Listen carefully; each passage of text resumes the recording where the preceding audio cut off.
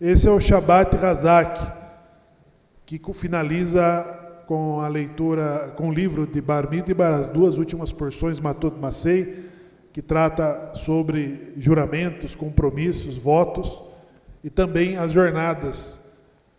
Em Masei tratam as jornadas, as 42 pontos aonde Israel esteve durante os 40 anos depois da saída do Egito. Nesta porção, nós também temos a distribuição das porções, das heranças dada para as tribos de Israel, já organizada por Moshe Rabbeinu e será executada por Yehoshua ben Nun, sucessor de Moshe Rabbeinu. Temos aqui, a Torá faz questão de enfatizar a reivindicação das filhas de Zeloferrat, as 5 filhas de um homem que morre sem ter um filho homem. Ou seja, elas estariam fora da distribuição das heranças, mas elas reivindicam isso. E abre-se uma jurisprudência sobre o direito delas também terem a sua porção de terra e manter o nome do seu pai entre os herdeiros, entre as heranças. Agora, nessa semana é o segundo Shabat de Ben Hametzarim, que é as 3 semanas. As 3 semanas que compreende 17 de Tammuz a 9 de Av, com leituras especiais. Hoje, Rosh Chodesh de Av, o mês de Av. Então, nós estamos entrando a partir, depois desse Shabat, para a última semana, que é no próximo domingo, não nesta semana, no domingo da próxima semana, nós teremos 9 de Av, que é o jejum, e esse jejum um pouco mais rigoroso do que o de 17 de Tammuz, que ele é de 25 horas, e ele vai ser bem, o seu início vai se dar bem no final de Shabat, que é quando nós nos preparamos antes do Havdalah com a última refeição, e quando da Havdalah nós já estamos entrando no jejum e já no Arvit de Tisha B'Av, tá bom? Então, essa semana ela é um pouco diferente, intensifica-se o luto, né?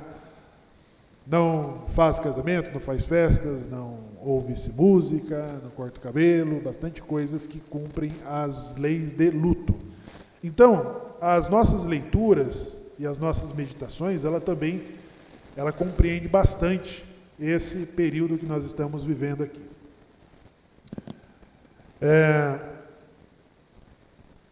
A considerar os votos, pessoal, os votos são uma mitzvah à parte que nós colocamos, além das 613. Um dos atributos que Hashem faz o homem na proposta do Gênesis, Bereshit, diz: façamos o homem à nossa imagem e semelhança. A imagem e semelhança não é sobre ter 2 ouvidos, 2 olhos, nariz e boca. É sobre os atributos divinos, sobre as qualidades de Hashem. E o Salmo 8, ele nos coloca como exatamente na proposta de Bereshit, quando diz: o que é o homem para que dele te lembres, e o filho do homem para que o recordes? Contudo, pouco menor do que os anjos o fizeste, de glória e de honra o coroaste. Então a proposta de Hashem é de que o homem tem os atributos divinos. E além do poder de criatividade que temos de melhorar, de construir, de modificar, nós temos o poder de nos elevarmos. Temos o poder de elevação. E um outro poder, além do raciocínio, nós temos o poder da fala. O poder de falar. É poder mesmo, pessoal. É um poder. Nós falamos e as coisas acontecem. Né? Você já viu um único homem dar ordem a um pelotão? Ele fala e as coisas são executadas. Então, se nós analisarmos o poder da fala, ela tem poder mesmo. E quando nós fazemos um voto, um compromisso, nós criamos uma mitzvah adicional além da de 613. Então, muito cuidado. muito cuidado quando nós fazemos compromissos públicos, compromissos com pessoas, porque nós geramos uma expectativa sobre aqueles compromissos ali, né? Por isso que no início do ano, em Rosh Hashanah, antes do Arvit de Rosh Hashanah, existe o costume de se criar um tribunal, um Beit-Din de 3 justos, aonde podemos anular compromissos não cumpridos. Por quê? Porque Rosh Hashanah é a balança, é o julgamento. É o julgamento, e entre esses julgamentos estão sobre os compromissos não cumpridos. Há uma anulação sobre esses compromissos para iniciar os Yamim Noraim, que são os dias temíveis, que vai do dia 1º de Tishrei até o dia de Yom Kippur. Então, se nós temos que ter uma audiência de um tribunal para anular o que nós não cumprimos, é sério ou não? É muito sério. Então, Matot, ele nos dá essa importante lembrança sobre compromissos públicos e compromissos. Existe um subterfúgio que chama Bli Neder. As pessoas fazem isso para tudo. Eu acho que quando é feito mau uso, você coloca reserva para todas as coisas. É importante que faça uso dessa reserva no momento certo, né? Porque eu vejo as pessoas mostrando as suas intenções, já colocando a reserva. Entendeu? Eu acho não é sensato. Então, Bli Neder tem que ser, no momento, tem que ser de uma coisa mais séria, né? Bom, as 5 filhas de Tzeloferrad, elas, filha de um homem que supostamente os nossos sábios apontam como aquele que foi morto por carregar lenha no Shabat, por acender um fogo no Shabat. Elas se defendem dizendo: nosso pai morreu pelo seu próprio pecado e não pelo pecado de Cora. O pecado de Cora é um pecado de revolta, de dissidência. É um pecado de separação, de revolta, de revolução. Mas o pecado daquele homem foi um pecado, foi uma violação que ele cometeu. E existe várias formas de nós nos redimirmos. A redenção sobre as nossas transgressões, ela também vem por meio de sofrimentos. Sofrimentos dos diversos, que está lá impresso na Torá, sobre bênçãos e maldições. Então ali nós também pagamos contas, quando do não fazer certo, que é o poder que também temos referente aos atributos divinos, que é o livre-arbítrio. Você também tem até o direito de errar. Até o direito de errar nós temos, porém não sem custo, não sem ônus. Há recompensa para as coisas boas, para as restrições que nos impomos, para as escolhas corretas, há recompensa. Mas sobre as escolhas erradas, também há recompensa. Os milagres acontecem para os que cumprem, e os milagres também acontecem para os que não cumprem. Só que é um milagre às avessas, daqueles que ninguém querem. Entendeu? Então, é o caso desse homem. Ele morreu, ele foi julgado, ele morreu pelo seu próprio pecado, como diz as filhas. E elas estão num lugar onde elas reivindicam o nome da permanência do seu pai entre os herdeiros. E não tendo filho, homem, elas estavam perdendo o direito da herança. Então, o Midrash diz que elas começam a reivindicar isso a partir da primeira instância, nos tribunais, conforme Itró disse. Estabeleça homens de 10, de 50, de 100 e de 1000. E quando chegou lá, na última instância, Moshe estava tratando de que os tribunais foram levando para as outras instâncias como resolver a questão da herança dessas mulheres. A lei não prevê a ela o direito de ter a herança, de preservar o nome de seu pai. Então essa discussão ela vem exatamente para essa porção. Isso nos mostra, pessoal, que a inclusão, por exemplo, nós temos uma bênção na manhã, que a convenção Masorti, ela tem uma seguinte resolução. Quando você reza em hebraico, lá diz assim: façamos, bendito sejas tu, eterno nosso Deus, que nos fizeste a tua imagem e semelhança. O que essa bênção substitui? Ela substitui: bendito sejas tu, eterno nosso Deus, que não me fizeste mulher. Muito embora há explicações sobre do porquê fazer essa bênção, ela causou por muito tempo mal-estar entre as mulheres. Bendito sejas tu, eterno nosso Deus, que nos fizeste homem. Bendito sejas tu, eterno nosso Deus, que não nos fizeste. Então isso, na convenção Masorti, eles colocaram: bom, vamos aliviar isso. Então, quando é dito numa tradução, você diz assim: bendito sejas tu, eterno nosso Deus, que nos fizeste de acordo com a tua imagem e semelhança. Né? Então, essa reivindicação, ela dá inclusão ao papel de que as mulheres podem, né, reivindicar posições como os seus direitos de herança, o seu lugar de fala, o seu lugar no mundo. Isso não é uma revolução religiosa. Isso está aqui na Torá. As lideranças que a Constituição judaica estabeleceu para que nós chegássemos até aqui. Não há como falar sobre a permanência e a existência de um povo de 3.300 anos sem falarmos de todas as mulheres que deram as suas contribuições. Afinal de contas, como que nós chegamos aqui? Quem é judeu? Aquele que é filho de um ventre judeu. Então, as nossas matriarcas, Sara, Rebeca, Raquel e Leia, e todas as outras mulheres na história judaica, de todos os tempos, que deram a sua contribuição, que dão a sua contribuição. Né? Então, há muito cuidado sobre nós não confundirmos as leis, de pureza familiar. As leis de pureza familiar, é muito comum de que outros homens as usem para colocar a mulher no estado de impureza permanente.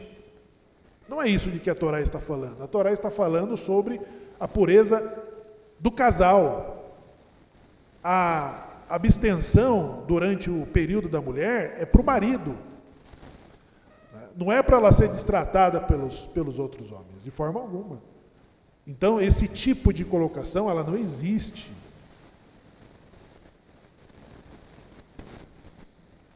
Sobre o lugar aonde ela senta, os cuidados que tem que ter. Então, veja, quem que é que tem que ter esse cuidado? Porque é por isso que chama-se pureza familiar. São os cuidados de que o cônjuge ou o casal tem durante um período, que inclusive preserva o casamento. Chama-se de uma lua de mel para todos os meses. Dentre todos os povos, o menor índice de divórcio que existe pela observação das leis de pureza familiar. Então, esse cuidado, ele recai sobre quem? O casal. Não é? Claro, existem as leis da Tziniut, mas ela aplica-se tanto para o homem como para a mulher. A lei do recato, ela é tanto para o homem como para a mulher. Então, na oportunidade dessas 5 filhas, né, nós sempre precisamos entender que a história do judaísmo de todos os tempos, ela é composta pela história de grandes mulheres que surgiram, além das nossas matriarcas, e que dão a sua contribuição para o mundo judaico de que nós vivemos hoje. Não é? Então é muito importante termos esses preceitos e não tratarmos de forma pejorativa, de forma preconceituosa, porque todos têm os seus valores que a Torá estabelece. Homem, nas suas diferentes idades, as mulheres nas suas diferentes idades têm o seu valor. E isso já está estabelecido pela Torá.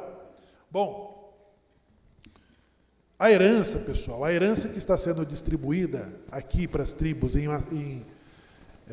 Matot Masei, que é exatamente onde começa a nossa leitura pública de Torá, ela começa sobre a distribuição, pela leitura que João Pablo começou, de como que as heranças são distribuídas. E ali tem o destaque sobre as 2,5 tribos, que ficaram com a herança aquém do Jordão. O aquém do Jordão, como nós comentávamos na semana passada, era para ser entregue só depois da conquista dos 7 povos, que está além do Jordão. Mas por que foi antecipado? Foi antecipado por uma indisposição de Moabe. Moabe, as leis lá na frente, isso é tão grave. Ou seja, Moabe fez Deus... Moabe fez, os moabitas fez Deus mudar o plano, a ordem dos planos, pela ingratidão. A ingratidão de quem? De Moabe. Porque nós temos aqui o Massey, que fala das jornadas. As 42 jornadas de que foram aquela geração condenadas a ficarem ali no deserto. Eles morreram. Depois de 2 anos do relato dos espias, foram condenados a ficarem 1 ano para cada um dia em que eles espiaram a terra e trouxeram uma notícia. Eles desencorajaram Israel de conquistar a terra e choraram sem motivos. Hashem diz, agora vocês terão motivo para chorar. Essa geração vai ficar aqui e só os seus filhos, que vocês disseram que seriam presas dos seus inimigos, eles que conquistarão a terra. Então isso dá a soma de 42 jornadas de que Israel passou. E cada uma das jornadas nós temos acontecimentos naquelas paradas. E isso é importante. Diz que as 42 paradas também correspondem às 42 linhas de que cada capítulo da Torá são escritas. Ela representa o nome sagrado de que Hashem repete a Moshe dizendo, eu sou o que sou. E ao repetir, ela totaliza as 42, que é o mesmo número de jornada de que Israel esteve durante o período do deserto. Uma outra coisa importante nessas jornadas, que as 42 jornadas, elas também representam 42 etapas de que cada um de nós somos transformados e vivemos do mundo. As mudanças, as compreensões, as evoluções que temos, as 42 jornadas também representam essa evolução. Uma informação muito importante, ao entrar na terra, é de que desterrareis os seus moradores. Desterrar os seus moradores era uma mitzvah que Israel tinha que cumprir. O Talmud diz que cada nação tem um anjo. O Brasil tem um, a Venezuela tem outro. Todos os países têm um anjo que os protege. Quando esses países eles baixam o nível de moralidade, de justiça, que ele cria um caos, e esse caos, antes de qualquer intervenção que acontece, eles são castigados por situações internas, por muitas situações internas, antes mesmo de uma intervenção externa. E quando há uma intervenção externa, diz que Hashem enfraquece os anjos que protegem aquele povo para que eles sejam violados por outros países, por outros povos. Então, Eretz Canaã, Hashem disse, veja, a porção das terras, de que também diz os Salmos, de que Hashem deu as porções das nações. Hashem deu para cada país a sua porção. E também deu a de Israel. Mas para Abraão, a gente diz assim, a terra das tuas peregrinações darei aos seus descendentes. Os seus descendentes herdarão a terra das suas peregrinações. Mas, quando se completar a medida da iniquidade dos seus moradores, vocês a herdarão. Do tempo em que Hashem falou com Abraão, até a entrada de Yehoshua ben Nun, levou quanto tempo?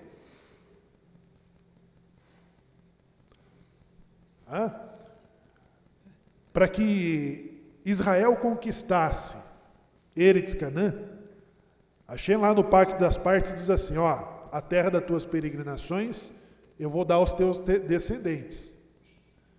Quando se completar a medida da iniquidade dos seus moradores, os seus filhos as desterrarão. Ou seja, para que Israel recebesse a sua porção da herança, levou 430 anos depois de Abraão. Moshe é 7 gerações depois de Abraão, que vai definitivamente conquistar Eretz Canaã. E agora que eles precisam conquistar, as mitzvot que vêm é sobre, veja pessoal, sobre decretos. Hashem deu no livre-arbítrio para toda a humanidade, que é o que constitui Deus, Pai de toda a humanidade. Ele não é Pai só da nação sagrada, Ele é Pai de todas as nações. Ele deu a Eretz Canaã um período de se redimir. Mesmo sabendo que lá na frente eles não alcançariam isso, Abraão teve que esperar o quê? Os patriarcas tiveram que esperar quanto tempo? 430 anos. Então, quando diz assim, vocês vão desterrar eles, vão os expulsar. E se vão derrubar seus postes, suas idolatrias, seus pináculos. Vocês vão eliminar com toda a impureza, com toda a imoralidade. E dos que eles serão para vós por prego nos vossos olhos, e serão por cercas de espinhos.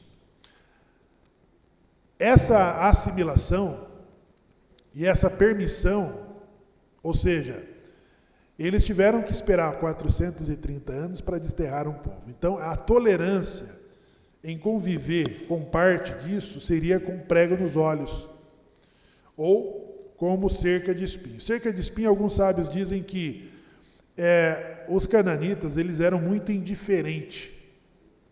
Ou seja, eles ignoravam a presença divina. Ignorar a presença divina, como que eu posso ignorar a presença divina? Não me importando com ele. Não me importando com os seus pedidos, com os seus mandamentos, com as suas reuniões. É uma indiferença. E isso vos será por cercas de espinhos. Então, essa forma de ser ignorado, pense bem, quando você é ignorado, que pode ser muito perto de um desprezo, não é? Quem já sentiu desprezo, sabe. E quem já desprezou também sabe. O ignorar é todas as vezes que a gente diz assim, eu darei as minhas costas quando? Quando que a gente diz assim, eu virarei o meu rosto de vós? Quando pode ser isso? Sobre os milagres que são sobre nossas escolhas que fazemos de não cumprir, de transgredir, de violar, de ignorar, de não fazer. Kitavô tem bênçãos e quando dá ignorância, quando você dá as costas constantemente, você começa a dar as costas constantemente, ela é essa cerca de espinho, uma característica de Eretz Canaã. E aí, quando as consequências vêm, por exemplo, antes de que Israel fosse invadido por uma nação estrangeira, o que acontecia antes? As calamidades, as coisas não dão certo, as coisas não funcionam. Agora, tudo está acontecendo errado, fora do tempo. Seca, escassez, crise, brigas, confusões, prejuízos.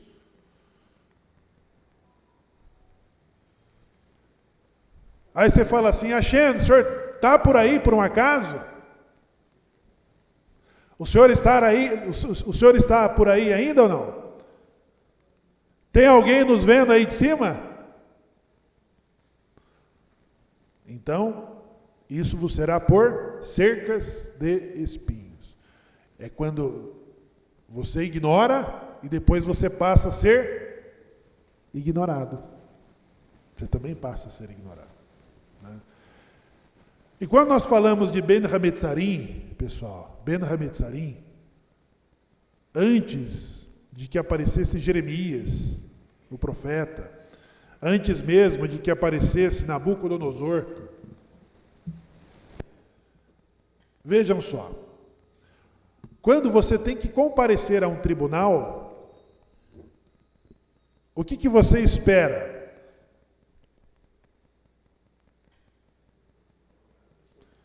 Uma sentença favorável. Quem mais? Do que você precisa quando você está no banco dos réus? É no banco dos réus, não é que você está levando uma causa, você está ali no banco dos réus. O que você espera nesse tribunal?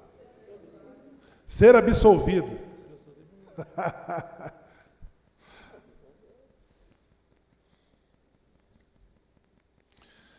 É ser absolvido, eu já sei então que eu estou ferrado. Analisando a lei, falei, bom, dificilmente eu serei absolvido, né, pelo que eu fiz. E o juiz? O que esperar do juiz? Quando você está no banco dos réus? Que ele seja justo. Entendeu? E quando Hashem permite que o teu juiz seja o teu inimigo?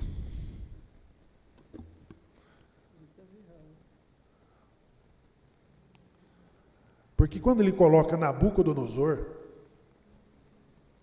veja, essa semana eu conversava com alguém e ele citava um midrash, que é a canção da fortuna, Avram Avinu, Avram querido, luz de Israel.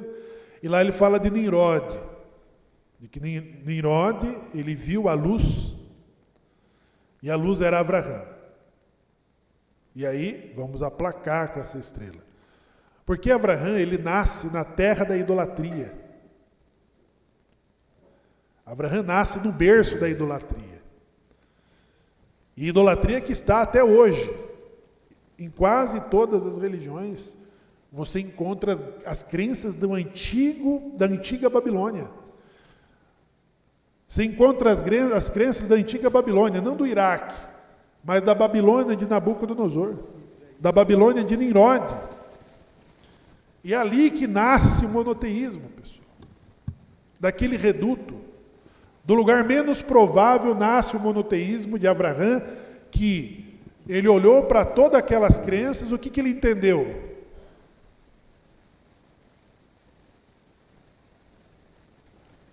Bereshit diz assim, façamos o homem à nossa imagem e semelhança. O pessoal da Trindade diz assim, está vendo? Estavam ali os 3 tronos. Não é isso. Elohim é, no plural, um dos atributos de Hashem, de que ele usou diferentes forças para trazer o mundo à existência.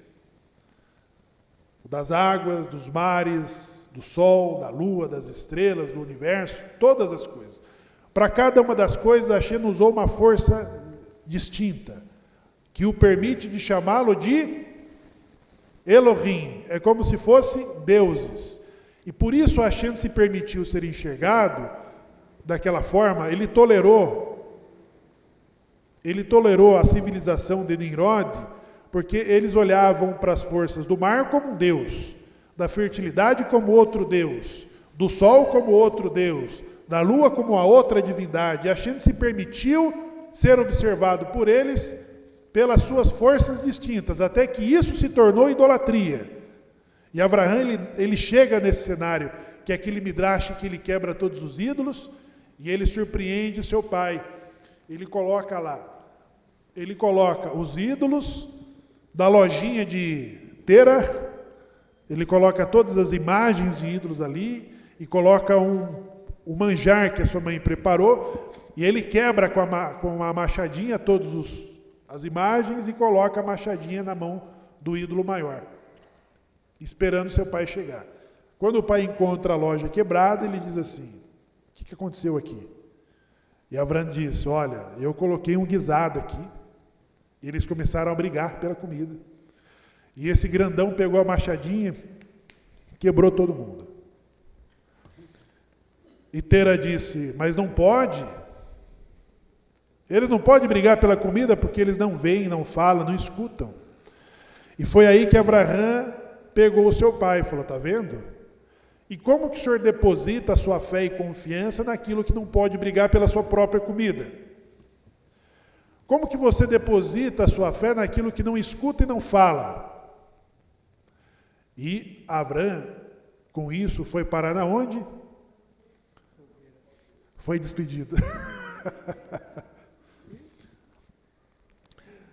Nimrod levou Abraão para a fornalha de fogo. Nimrod levou Abraão para a fornalha de fogo. Levou. Na Babilônia, nós tivemos um evento que repete isso, não repete? No livro de Daniel, o profeta. Eu vou deixar o Juan Pablo falar o que aconteceu na recusa dos judeus da Babilônia de venerar uma estátua no período de Nabucodonosor.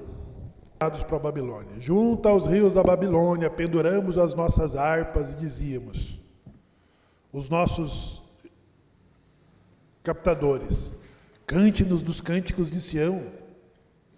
Como que nós cantaremos do cântico de Sião? Como cantaremos dos cânticos estando fora de Sião?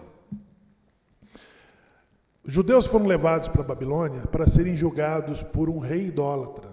Nabucodonosor, ele é descendente direto de Nimrod, que levou Abraão à fornalha de fogo. Ele também levou Sadraque, Mesaque e Abednego por se recusarem a venerar uma estátua de um decreto. Quando nós lemos o profeta Zacarias, que ele fala sobre o Cohen Gadol e Yehoshua, que Hassatã se colocou diante do sacerdote, vocês se lembram ou não? E aí ele diz assim: e o anjo se colocou diante do sacerdote e disse para Hassatã: aquele que elegeu Jerusalém te repreenda, ó Hassatã. E Hassatã diz assim: as roupas dos sacerdotes estão sujas. E o anjo defendeu Yehoshua dizendo: não é ele um tição tirado do fogo? O que o anjo disse? Que o Cohen Gadol foi um dos que foram lançados na fornalha de fogo de quem? Da Babilônia. Quando ele diz, não é ele um tição tirado, o que é um tição? Quem sabe? Ou quem não sabe o que é um tição? Mas ele ia colocar no fogo e tem fogo, depende se junto para arder. O tição tirado do fogo é uma brasa incandescente. Não é? É uma brasa incandescente. Então, quando o Hassatã faz a acusação, o anjo defende os méritos de Yehoshua, dizendo: não é ele um tição tirado do fogo? Por quê? Porque ele resistiu à idolatria na Babilônia. Até nós chegarmos na redenção de Esther, quando nós celebramos Purim, um dos motivos de que Ramã ele se exalta era pelo envolvimento de judeus a eventos idólatras. A festa que Nabucodonosor ofereceu, a festa que outras festas que foram oferecidas, algumas delas foram feitas exatamente para envolver. Agora, por que Hashem em Ben Hametzarim, nas 3 semanas, ele diz para Jeremias, Jeremias, é o irmão do Urias, né? O Ermiarro. Ele diz assim, o que você está vendo? Uma amendoeira. Uma amendoeira que está florida. Então ele diz, Hashem diz a Jeremias, a minha palavra não se demora a cumprir. Está se desprendendo o mal. Está se desprendendo o mal. Ou seja, a minha palavra não demora em cumprir. O mal que estava para se desprender está na outra visão que lhe dá também o profeta Jeremias.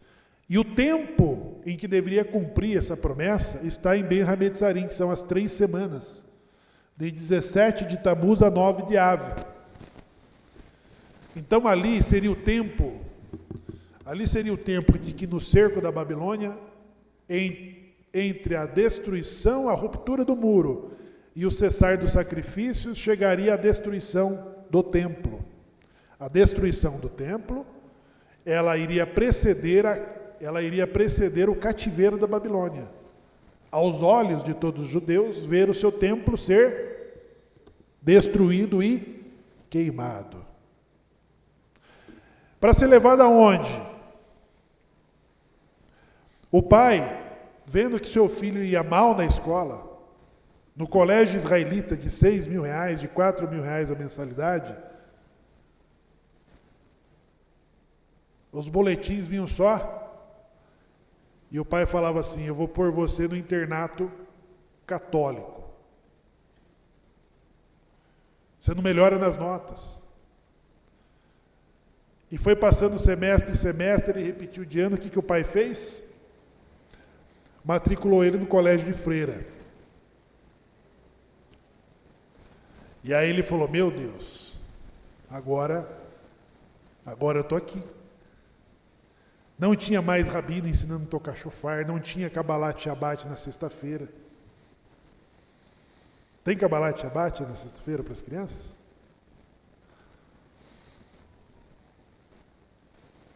E aí lá no primeiro dia da escola desse aluno, a freira, a madre superiora, começa a mostrar a escola. Começa a mostrar a escola. Refeitório, a classe, papapá, até que levou eles para a capela. Na hora que abriu a porta da capela, ele, apreensivo para cada um dos cantos que era apresentado, ele viu ali as imagens das mais bonitas. Eu saberia até falar os nomes de algumas. Mas tinha anjos, com auréolas, com nuvens, com coisas, com rostos de bondade, de generosidade, de ajuda. E ele olhou para tudo, mas lá no centro da capela tinha um pendurado, com pouca roupa, com prego na mão e prego nos pés, e sangrando na testa. E o menininho judeu falou assim, quem que é aquele ali? Foi o que mais chamou a atenção. Ele falou, quem que é aquele ali? Perguntou para outro aluno. Aí o aluno falou, aquele ali é um judeu. Já no primeiro semestre ele melhorou as notas e o pai voltou ele para o colégio israelita. Por que que Hashem coloca um Nabucodonosor para julgar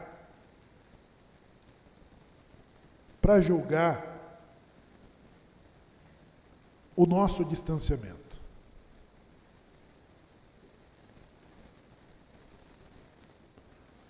Então, estando num tribunal, Arruvá, nós precisamos ser absolvidos. E aí as nossas justiças, veja quantos milagres aconteceram na Babilônia durante o período do cativeiro. E ali Hashem começa a se ocultar. Os milagres entre a saída do Egito, a existência do primeiro e do segundo templo e os cativeiros, agora a manifestação de Hashem ela está oculta. E de que os nossos méritos, Ele que passa a nos salvar diante dessas situações.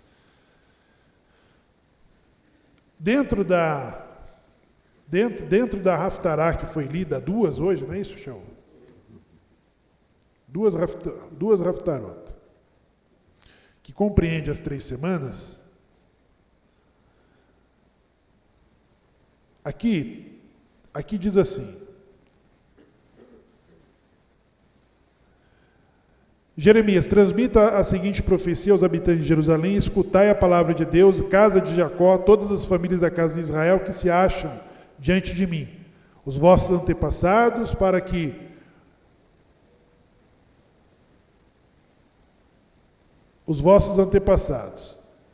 que se distanciassem de mim e fossem atrás de futilidade e se tornassem fúteis eles próprios. Verso 12 diz assim, de Jeremias 2: os céus, ó céus, abismai-vos com isso, e enfurecei-vos com uma tempestade, por isso fiquei muito desolado diante das eminentes destruição do templo, diz Hashem.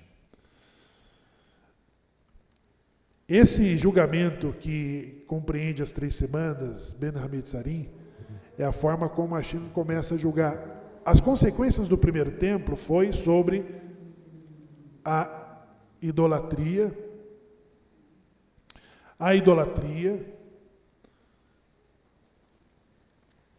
que não se encontrou mais no comportamento de judeus do segundo templo. Lá o motivo foi outro. Mas a idolatria foi um dos principais motivos. E aí, por que nós lembramos nos dias 17 de Tamuz? O que aconteceu, Urias, no dia 17 de Tamuz?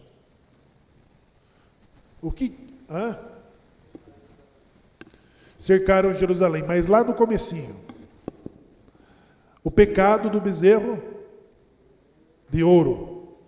Deus perdoou ou não? Sim ou não? Hashem perdoou o pecado do bezerro de ouro pela intervenção de Moshe. Agora aqui no profeta diz assim, no verso 22, pois ainda que lavasse com sódio e usasse muito sabão, a tua iniquidade permanece uma mancha diante de mim. Do que Hashem está falando? Porque quando ele perdoou do pecado do bezerro de ouro, ele perdoou, mas ficou uma mancha. Ficou uma manchinha ali. Ficou uma manchinha. O Vênesh não limpou. Não é, mulheres? Tem aquela camisa branca que você fala, não, essa camisa é cara, é bonita, e manchou. Lava com o Tixan não funciona, lava com o IP não funciona, lava com o Omo não funciona. E alguém diz assim, qual que é o outro? O Vênesh, põe no Vênesh. O Vênesh vai tirar, mas não tirou. Aí você tem que usar um coletinho para esconder a mancha. Não é? Então, verso 22. Pois ainda que lavasse com sódio e muito sabão a sua iniquidade, permanece como uma mancha diante de mim, diz o Senhor. Porque todos os teus pecados são meras repetições. Porque aí, Hashem perdoou o pecado de ouro? Perdoou. Mas quando as idolatrias foram continuando a repetir, o que se destacava? A mancha do primeiro pecado. Qual que era a mancha do primeiro pecado? O Avodat Zará, o bezerro de ouro. E por isso que Nabucodonosor, um rei idólatra, está levando quem para o cativeiro? Lá, as constantes testes sobre a idolatria são feitas contra quem? Contra os judeus que incidiram na idolatria, perderam seu templo, perderam sua liberdade e foram levados para o cativeiro. Entenderam, pessoal? Então, quando que nós queremos ser julgados por um juiz competente e justo?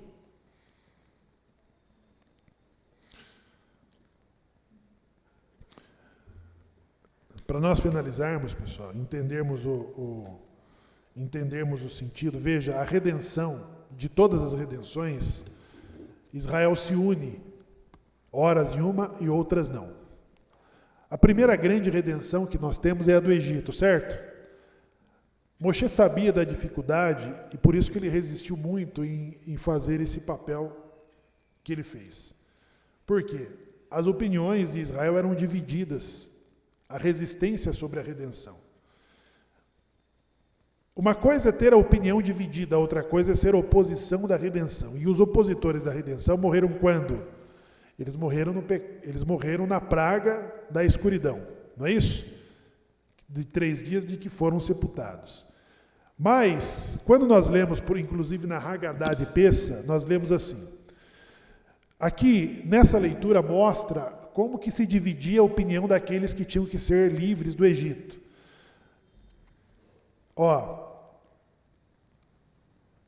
Aos que queriam se jogar ao mar, Hashem respondeu: não temais, ficai e vede a salvação. O que estava acontecendo? Cercado dos lados por montes e atrás estava o exército do faraó. Então, olha como se divide a opinião. Aos que queriam se jogar ao mar, Hashem diz: ficai e vede a salvação do Eterno que vos fará hoje. Aos outros ele diz: aos que queriam retornar ao Egito, ele disse: porque os egípcios que vedes hoje, não voltarei a vê-los nunca mais. Então existia uma parte daquele pessoal que queria fazer o quê? Vamos voltar para o Egito. Lá tem lugar para ser sepultado. Aqui não. E a Hashem diz assim: os egípcios que vocês estão vendo hoje, nunca mais vocês voltarão a vê-los.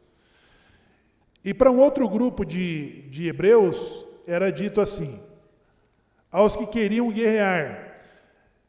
Falou: não, vamos brigar. Aí a Hashem diz assim: o Eterno lutará por vós. E o último grupo da opinião dividida, que é os que queriam rezar, o que a Hashem diz? Vós vos calareis. Vós vos calareis. A redenção de Purim, houve uma isenção e uma hesitação de Esther, que foi sacudida pela fala do Mordecai. E Mordecai diz assim: não pense que você estando no palácio como rainha, de toda será salva. Porque no ano que vem a esse período, nem tu e nem tua família serão poupados, se nada fizerdes. Então, depois dessa chacoalhão, a rainha Esther falou assim: então, Mordecai, avisem a todos os judeus que jejuem 3 dias, e eu e as minhas moças também jejuaremos, e eu comparecerei ao rei depois disso, se tiver que morrer, morrerei. Quando que veio a salvação, pessoal? A redenção do Egito foi a que Deus se esforçava para tirar as opiniões divididas. Aos que queriam rezar, ele falou: calai-vos. Aos que queriam a guerra, diz: eu lutarei por vocês. Aos que queriam se jogar no mar, ele diz: ficai e vocês verão a minha salvação. E os outros que queriam voltar ao Egito, ele diz: os egípcios que vocês estão vendo hoje, vocês nunca mais voltarão a ver. Mas a redenção na Pérsia, o então Irã, o que acontece? Precisa da união. Agora a redenção ela acontece de forma oculta e silenciosa. Não pode ter hesitação. A rainha conseguiu unir aqui na redenção de Purim. Você não tem mais grupos de opiniões divididas. Tem o decreto do Mordecai de um lado e o pedido de Esther do outro. Vamos então fazer o jejum, pessoal. Até os animais fizeram jejum por 3 dias. O que aconteceu? Mudanças de decretos. A luta dos macabeus, que lembramos, a resistência dos macabeus, que lembramos de Hanukkah, precisou também de união. Agora, sobre a reconstrução, sobre o movimento sionista, trouxe divisão ao mundo judaico.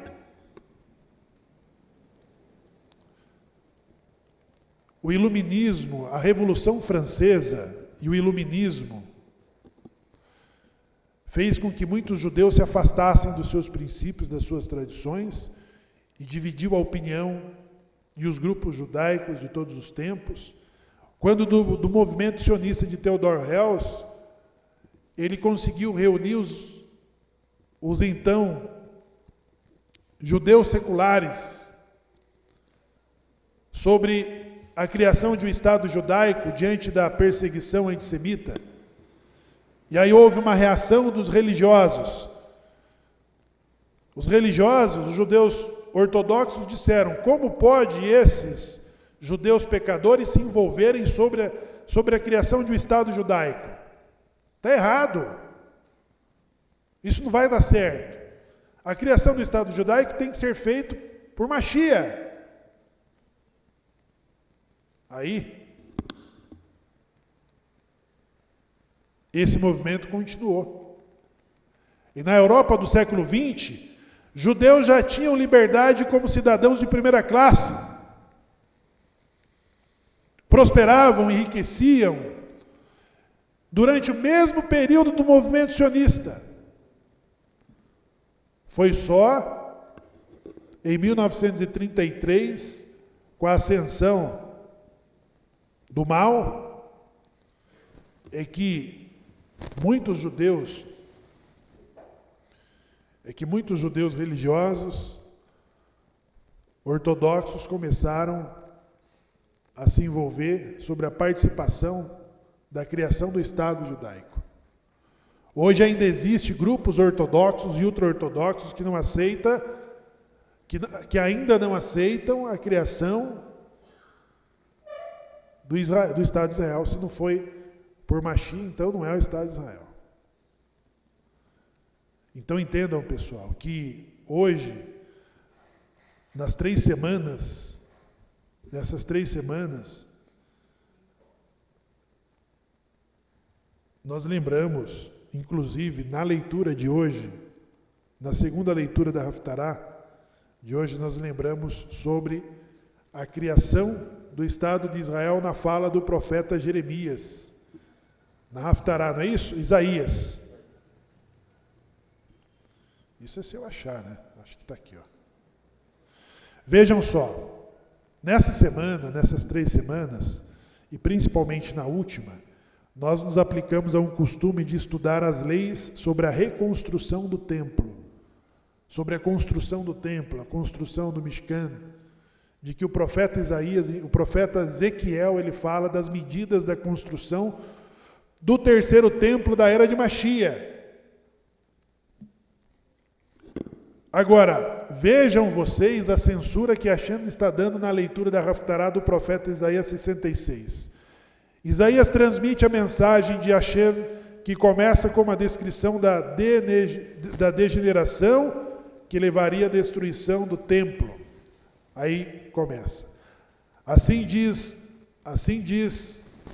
fala Deus: os céus são o meu trono, a terra o escabelo dos meus pés, com a banqueta. De que maneira que não necessito do vosso templo, nem dos vossos sacrifícios hipócritas? Que casa construireis para que pudesse ser o meu lugar de descanso? Minha mão fez todas estas coisas, os céus, a terra. E por meio da minha palavra, diz Deus, uma vez que tudo é meu, não podeis construir para mim, por iniciativa própria, uma morada que me confirme onde vos quiserdes, aonde vós quiserdes.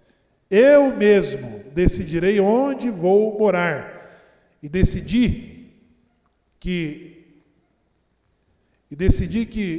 por este olharei pelo pobre e pelo espírito abatido, que se apressa em cumprir a minha ordem. Depois aqui, ele vai trazer outras duras censuras sobre a forma do porquê merecemos perder o 1º e o 2º templo. O que ele está considerando aqui? Falou: olha, vou destruir o templo porque nada do que é feito aí me agrada. Ele questiona sobre a hipocrisia. Que templo que vocês querem construir para mim? Essa é a censura. Hoje, nós vivemos na diáspora meio às ruínas do segundo templo. Esta semana, pessoal, prestem bem atenção, o parlamento israelense decidiu sobre a soberania da Cisjordânia. O que isso quer dizer? O que a Cisjordânia tem de especial? A Cisjordânia hoje é o território liderado pela autoridade palestina. Palestinos vivem na Cisjordânia e vivem na faixa de Gaza, controlado pelo Hamas, os terroristas, e na Cisjordânia vivem a autoridade palestina. Ao assumir, o parlamento fez um voto teste, em que maciçamente o Knesset aprovou, fez um ensaio sobre a aprovação do controle e da soberania da segurança da Cisjordânia. O que tem na Cisjordânia? O Monte do Templo. O Monte do Templo. Isso traz muita controvérsia sobre a reação das nações. O que nós estamos vendo de 7 de outubro, Irã, Hezbollah, Hamas, Brasil. O Brasil do governo Lula, que nesta semana tira o Brasil da Liga da Memória do Holocausto. O Brasil é signatário sobre a criação do Estado de Israel com o voto de Oswaldo Aranha. O Itamaraty, com esse governo, está levando o Brasil ao mais insignificante da diplomacia do mundo, da comunidade internacional. Sabe o que é isso, pessoal? Mães, dores de parto. São as dores do parto.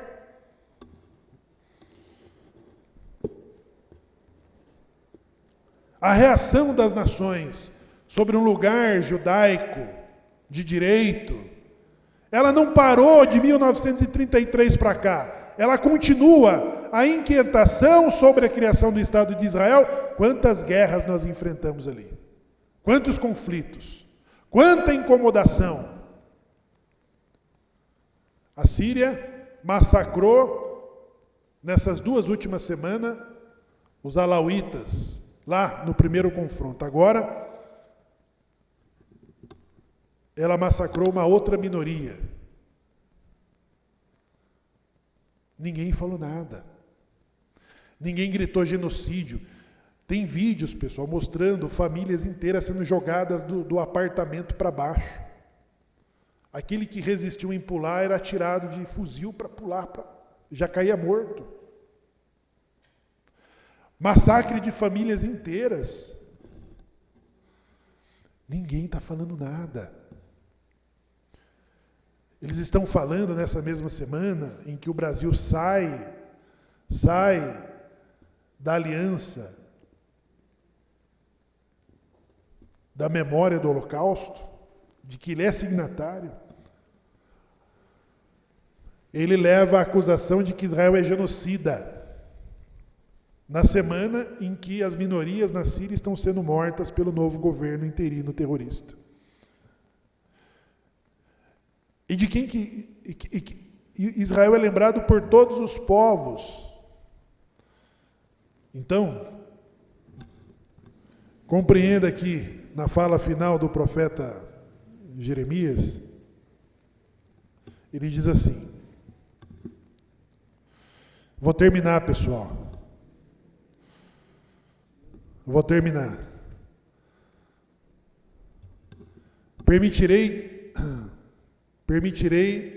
que alguns, o profeta Isaías, dos agressores sobrevivam sobre eles, porém um sinal, uma indicação da praga que matou os demais. Deixa eu ver se eu não estou lendo errado aqui, hein?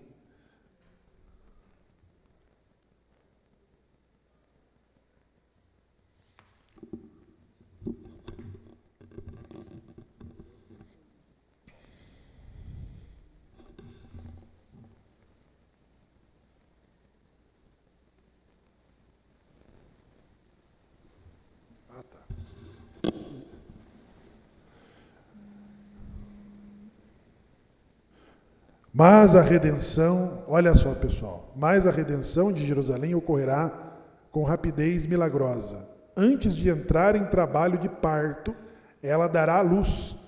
Lembram das parteiras do faraó? Lembram? O que elas disseram?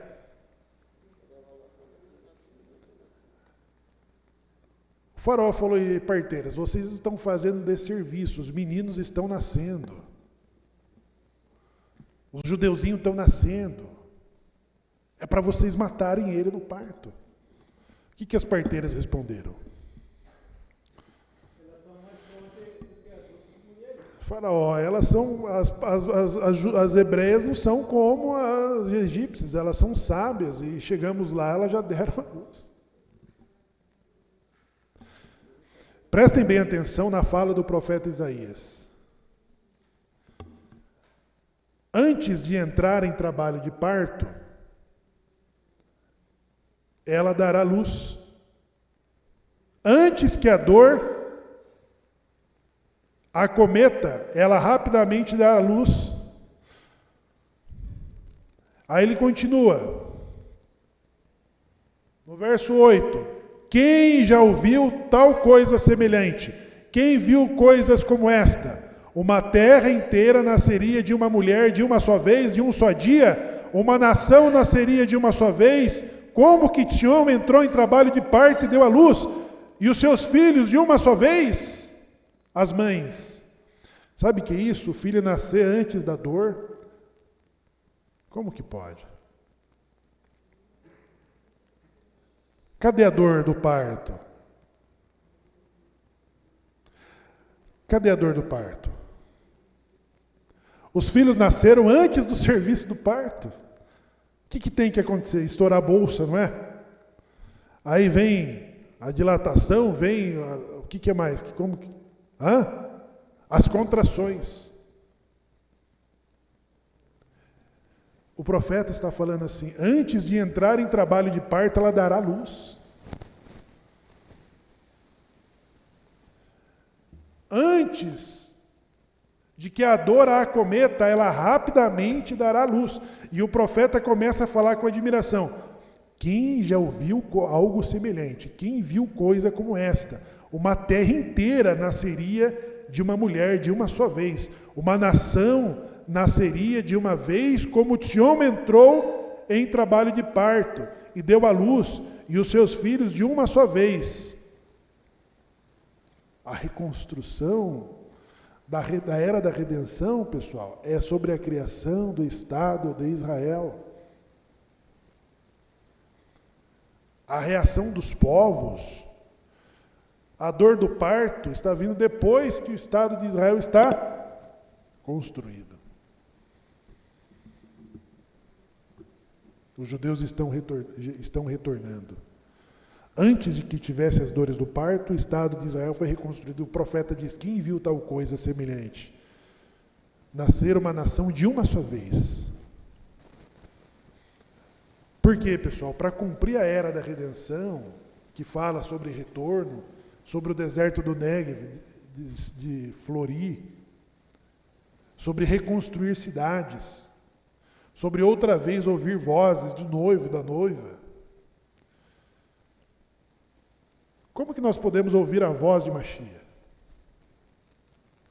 É sobre a convulsão dos povos sobre a existência do Estado judaico. É sobre a existência do Estado de Israel. E ali, você vê que o profeta Isaías, ele começa na mesma leitura falando assim: quem pediu para vocês me construírem uma casa?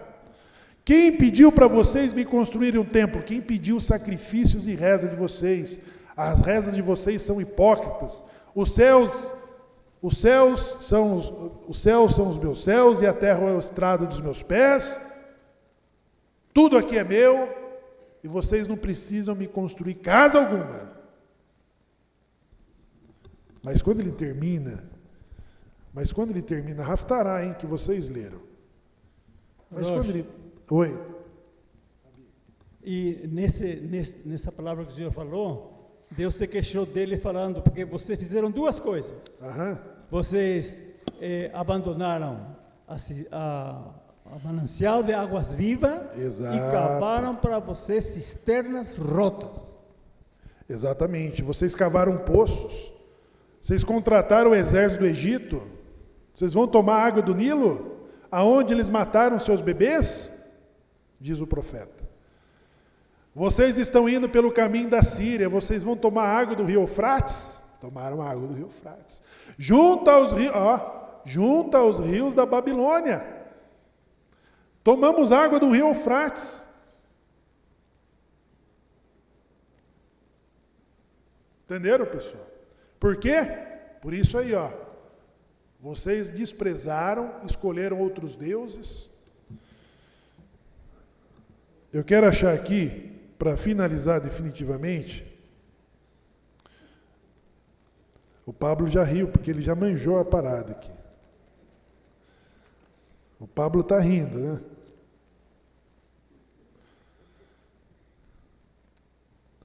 O Pablo falou, faz meia hora que ele está encerrando.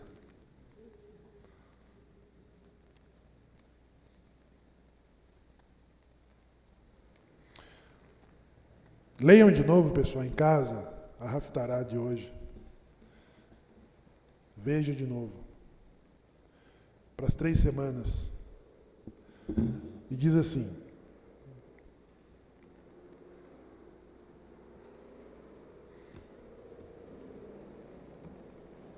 pois como os céus novos e uma terra nova que estou fazendo perduram diante de mim, declara Hashem, assim perdurarão a vossa descendência e o vosso nome, e em cada lua nova e em cada Shabat toda a carne virá e prostrar-se-á diante de mim, no templo reconstruído, declara Hashem, e sairão e verão,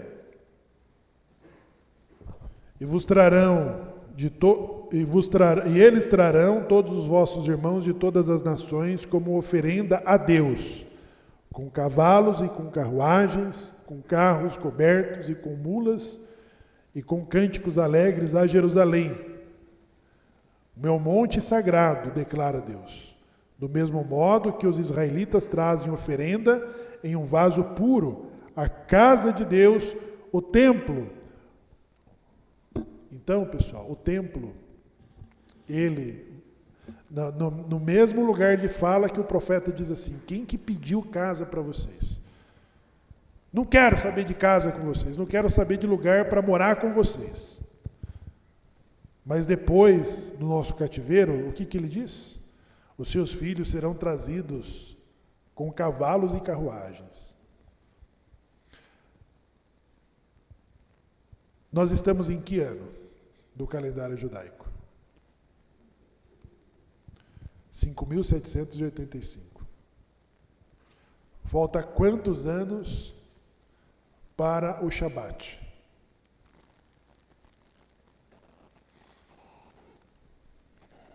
O Rabino Moshe Miskani traz um excelente estudo que fala que durante a ocupação grega, que comemoramos Hanukkah depois disso, Antíoco Epífanes alterou o calendário. Alterou-se o calendário. E depois da rededicação do templo pela resistência dos macabeus, existe um erro de cálculo do calendário de 200 anos. De 200 anos. Porque nós estamos, pessoal, na sexta-feira, em que as Halot da Nuna Lídia já está pronta. O Noah já trouxe para a sinagoga. E falta poucas horinhas para entrar o Shabat. Nós estamos nesse período da era de Mashiach. Nós estamos às margens, por quê? Porque uma nação nasceu sem as dores do parto. O Brasil está entrando num colapso político, institucional, econômico, e que Deus tenha misericórdia de cada um de nós. Eu acho que além de rezar bastante, pessoal, nós precisamos orar bastante nesse período, principalmente estando aqui, para que nada disso recaia na nossa cabeça. Mas o mundo está convulsionando. O mundo está entrando no quê?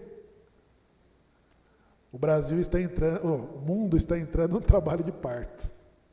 As dores do parto estão chegando. E nós já estamos